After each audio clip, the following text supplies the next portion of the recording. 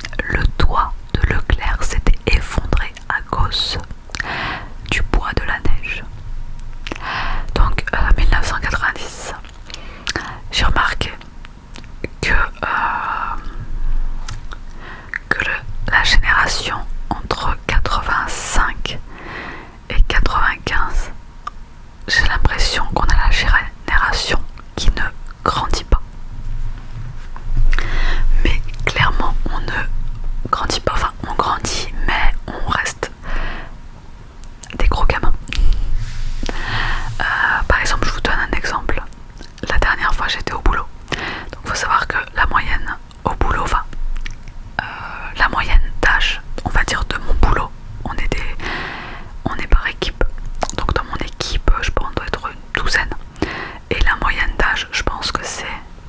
Faudrait que je fasse vraiment la moyenne. Oui, 45 ans on va dire. Donc je suis encore dans les jeunes. Et là, la dernière fois, j'étais au boulot. Et je sais pas trop comment, qu'est-ce qui se passe. Et j'ai un collègue qui dit ouais, je vais aller charger mon truc. Et là, je me mets à faire ce fameux charger. Et personne ne comprend. À part mon copain de 20 ans qui se met à taper un fou rire parce qu'il ne s'y attendait pas. Et en fait, les autres ne comprenaient pas. Vous voyez? Je sais pas trop comment expliquer. Par exemple, là, la dernière fois, je parlais avec ce fameux, on va l'appeler, je sais pas, Alexis. Je parle avec ce fameux Alexis et je l'appelle Alex, enfin je lui donne un petit surnom. Et il rigole et il me dit ouais, il me fait pourquoi tu m'appelles comme ça? Il me dit c'est mes cousines qui m'appelaient comme ça quand j'étais petit. Et je lui dis ah mais moi je fais un peu partie de ta famille maintenant. Et il rigole et il me dit QLF. Et là donc je rigole. Et en fait je regarde un autre collègue et je lui fais que la famille. Et je regarde Alexis et je dis à Alexis, je traduis QLF parce que lui il n'a pas compris.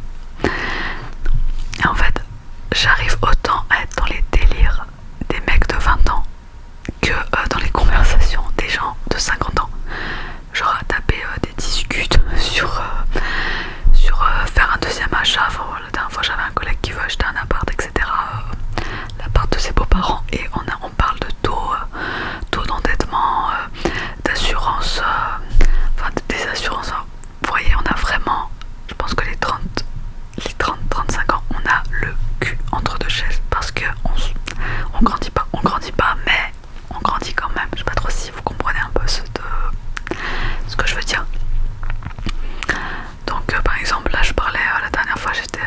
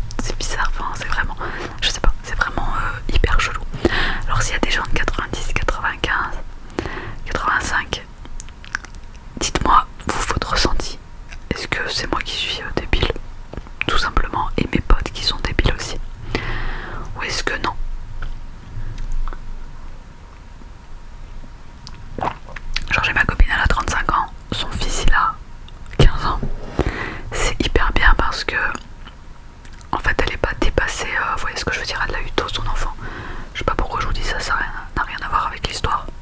Mais voilà, je voulais le dire. Voilà, elle a eu son enfant tôt. J'ai un pote qui a, ouais, parce que j'ai des potes vieux aussi, hein, qui a 55 ans, sa fille a 15 ans, il est dépassé quoi. Là, je sais pas, on est ensemble et dans la conversation, je lâche sortez les armes, sortez les armes. Le mec il va croire que ça y est, c'est un attentat qui débarque. Enfin, je sais. Bref, clairement, dites-moi si, voilà, si vous êtes de ces années-là, si vous aussi vous trouvez que on est vraiment bloqué. Vous savez, il y en a qui n'ont pas encore d'enfants, etc. Moi je sais que je ne veux pas d'enfants. Mais en fait j'ai l'impression qu'on divague, là je pars un peu dans tout et n'importe quoi. Bref, je veux votre ressenti. Ou est-ce que c'est juste moi qui trouve que cette génération-là ne grandit pas. On va pas parler de la génération après, parce que c'est une génération incroyable au travail. Je veux bien que vous ne vouliez pas vous ronger le cerveau, etc. Mais il y a un minimum. Là, on a pris des jeunes de 20 ans au boulot pour cet été. Incroyable. Vous leur dites non pour quelque chose. Arrêt maladie. Incroyable. Qui fait ça? Une jeune qui est venue, elle avait un souci. Je l'ai clairement entendu dire je vais me mettre en arrêt. Donc elle s'est mise deux jours en arrêt. C'était pas du tout vraiment. Voilà. C'était pas du tout la faute de la direction. Mais en fait la nana direct, allez, je me mets en arrêt. Donc 2 jours d'arrêt maladie. Elle a fait la semaine d'après, mais je vous assure que le travail n'était pas fait oufissime. C'était même aberrant. Je me rappelle que même un de mes responsables est venu me voir en me demandant d'aller lui donner un coup de main. J'ai clairement répondu non, car moi je pars du principe où tu peux galérer, c'est sûr, mais si tu mets pas de la volonté, là c'était clairement mettre de la mauvaise volonté, c'est mort, hors de question. Et donc il lui restait 1 semaine, son contrat s'arrêtait. La dernière semaine, arrêt maladie, 2 jours. Et ce qui est très drôle, enfin ce qui est incroyable, c'est qu'ils ne préviennent pas en fait l'employeur. Clairement, le matin, moi je sais quand je suis malade, etc. J'appelle l'employeur en disant bon là je vais être malade, je suis malade, je peux pas venir. Cette personne en fait, elle a coupé son téléphone et ciao tout le monde. Elle a appelé, je crois, je sais pas, 10 heures. C'est vraiment, je sais pas. Alors après, est-ce que je crois pas qu'on soit forcé d'appeler son employeur quand on est malade?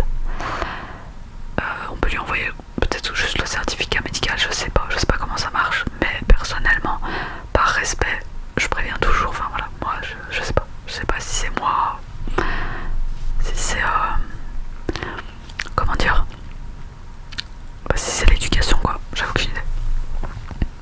Voilà, c'est aberrant, vraiment une mentalité vraiment. Après je comprends hein,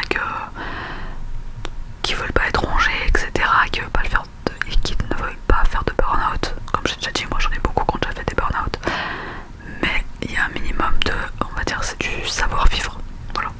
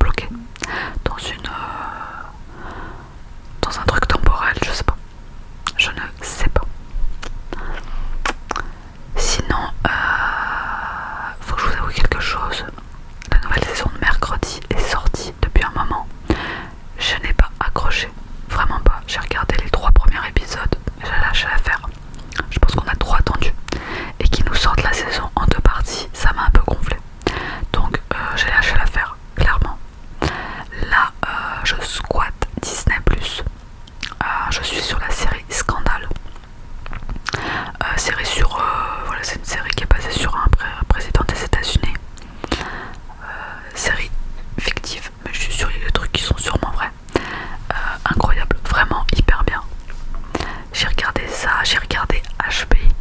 J'avais regardé la version américaine, enfin la première saison de la version américaine qui est clairement copiée sur nous.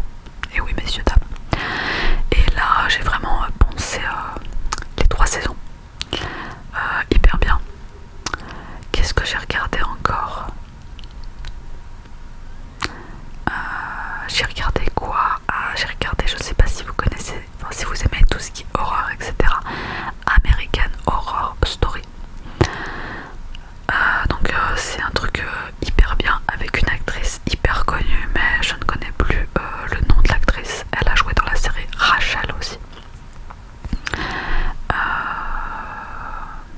Et en fait c'est des séries, c'est des saisons. Donc vous avez je crois 5 ou 6 saisons, voire 7 ou 11, je n'ai aucune idée. Et en fait chaque saison pardon, a son histoire. Et en fait à chaque saison vous avez les mêmes personnages mais qui ont des rôles différents. Donc je trouve ça hyper cool, j'ai bien aimé. Et en fait là j'ai vu qu'ils avaient fait 3 autres saisons mais avec juste des épisodes. Donc j'ai bien apprécié. En fait c'est des épisodes qui je pense racontent un petit peu racontent un petit peu le avant des personnages principaux des saisons. Oh c'est hyper faux. J'espère que vous avez bien écouté parce que c'est hyper compliqué à suivre. Donc voilà, donc là je regarde ça pour le moment. Je vous avoue que par moment caca culotte parce que je suis pas une grosse j'ai une grosse fragile, donc j'ai des petits coups de pression par moment. Il faut savoir que c'est des séries très très gore, vraiment très gore.